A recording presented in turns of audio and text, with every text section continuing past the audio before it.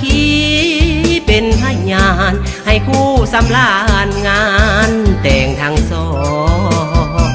ที่สละสุดวันนี้เจ้าโคตรทั้งสองแก้วดองสุดยินดีต้อนรับพี่น้องมาร่วมงานดองของเฮาวันนี้แสนประทับใจทุกท่านที่ได้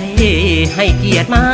งานแขกไกลๆต่างเมืองต่างบ้านที่มาร่วมงานเฮาแสนยินดีที่สาละเวลาอันมีค่ามาเป็นสักขีเจ้าภาพทั้งสองทราบซึ้งไมตรี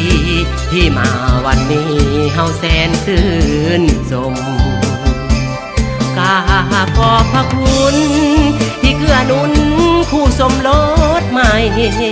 ขอบพระคุณที่มีน้ำใจที่ให้แก่ผู้สร้างสมมาอวยพรใส่ให้ยาวไกลหักกันนานนมจนสิ้นกายให้อยู่สุขสมขอให้ชื่นชมหญิงชายทั่วกันขออวยพรใส่จากหัวใจเจ้าภาพทั้งสองขอพระเจ้าปกป้องคุ้มครองขอให้พี่น้องเพื่อนพ้องสุขสันต์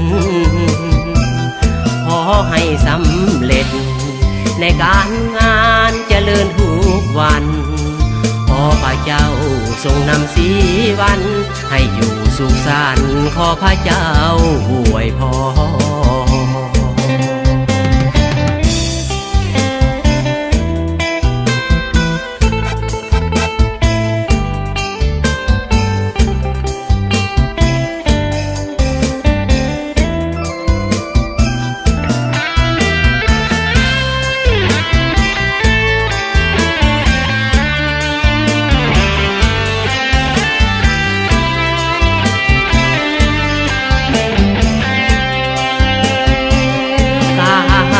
พระคุณ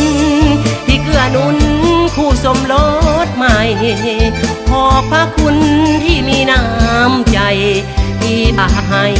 แก่ผู้สร้างสมมาอวยพรใส่ให้ยาวไกลหักกันนานนมจนสิ้นวายให้อยู่สุขสมขอให้ชื่นชมหญิงชายทั่วกันขออวยพรใส่จากหัวใจเจ้าภาพทั้งสองขอพระเจ้าปกป้องคุ้มครองขอให้พี่น้องเพื่อนพ้องสุขสันต์ขอให้สำเร็จในการงานเจริญทุกวันขอพระเจ้าทรงนำสีวันให้อยู่สุขสันต์ขอพระเจ้าอวยพร